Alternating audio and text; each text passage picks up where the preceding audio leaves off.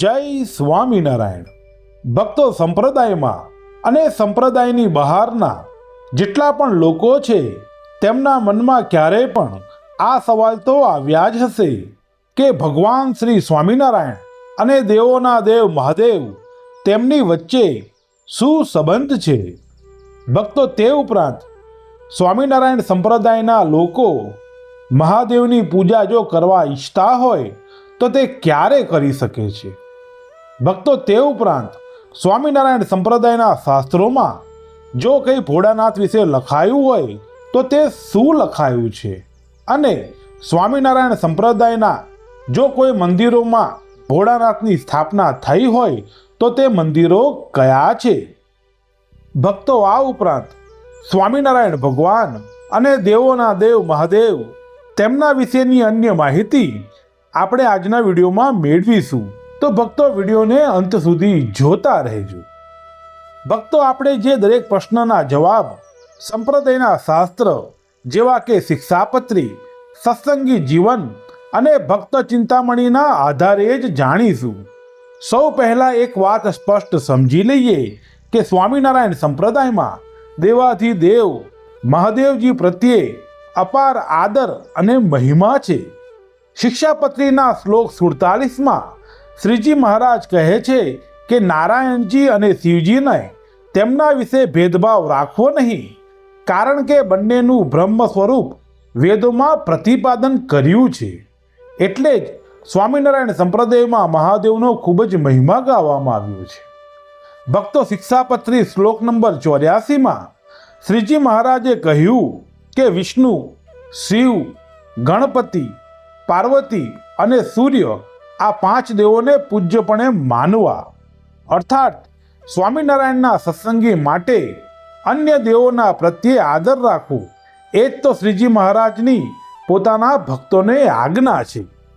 હવે બીજો પ્રશ્ન કે મહાદેવની પૂજા ક્યારે કરી શકાય, તો ભક્તો તેનો સીધો જવાબ શિક્ષાપત્રીમાં જોવા મળે છે. શિક્ષાપત્રીના શ્લોક નંબર 79માં શ્રીજી મહારાજે શિવરાત્રિનું વ્રત શ્રદ્ધાપૂર્વક પાળવાની અને ઉત્સવ કરવાની આજ્ઞા આપી છે. એટલે જ સ્વામિનારાયણ સંપ્રદાયના સત્સંગીઓ માટે શિવરાત્રિનું વિશેષ મહાત્મય છે.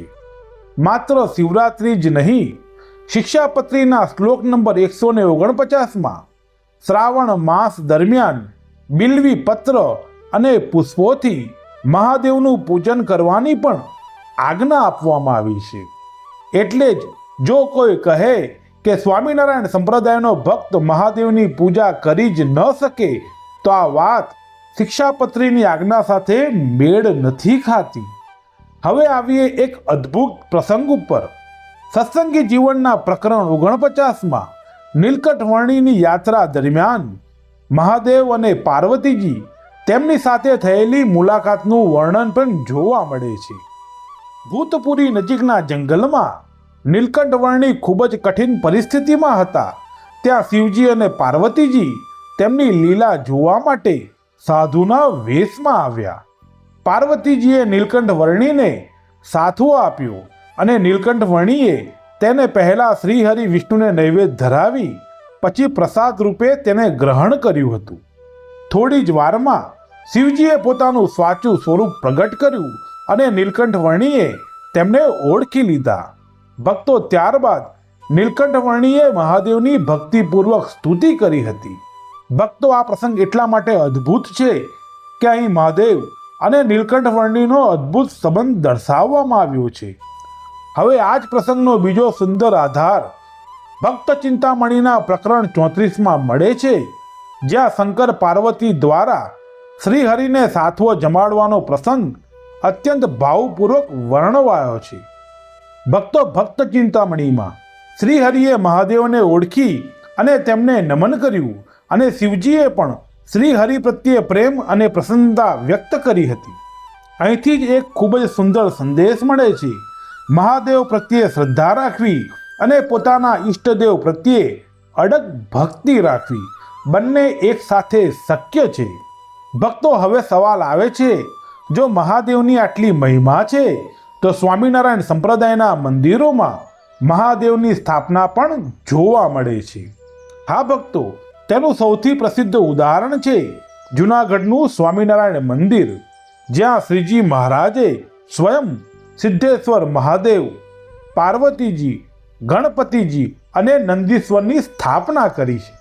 એટલું જ નહીં, સ્વામિનારાયણ પરંપરાના એક સત્તાવાર પ્રકાશમાં ભુજના સ્વામિનારાયણ મંદિરમાં પણ પંચદેવ સાથે નારાયણ અને મહાદેવની પણ સ્થાપનાનો ઉલ્લેખ જોવા મળે છે. અને આજે પણ ઘણા સ્વામિનારાયણ મંદિરોમાં રાધા કૃષ્ણ, સીતારામ, હનુમાનજી અને ગણપતિજી, તેની સાથે શિવ પાર્વતીના દર્શન પણ જોવા મળે છે. ભક્તો, આ પરંપરા અન્ય દેવો પ્રત્યેના સન્માનને દર્શાવે છે.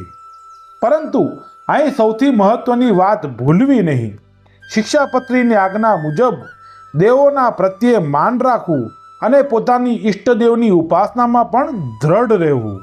તો હવે જ્યારે પણ તમે કોઈ સ્વામિનારાયણ મંદિરમાં મહાદેવના દર્શન કરો, ત્યારે આ પરંપરા પાછળનો શાસ્ત્રીય ભાવ યાદ રાખજો. હરિ અને હર પ્રત્યે દ્વેષ નહીં, પરંતુ શ્રદ્ધા અને સન્માન. જય સ્વામિનારાયણ અને હર હર મહાદેવ. ભક્તો, અમે આશા રાખીએ છીએ કે આજના વિડીયોમાં આપેલી માહિતી તમને જરૂર પસંદ આવી હશે. ભક્તો, તમને આજનો વિડીયો કેવો લાગ્યો તે અમને કમેન્ટ કરીને જરૂર જણાવજો.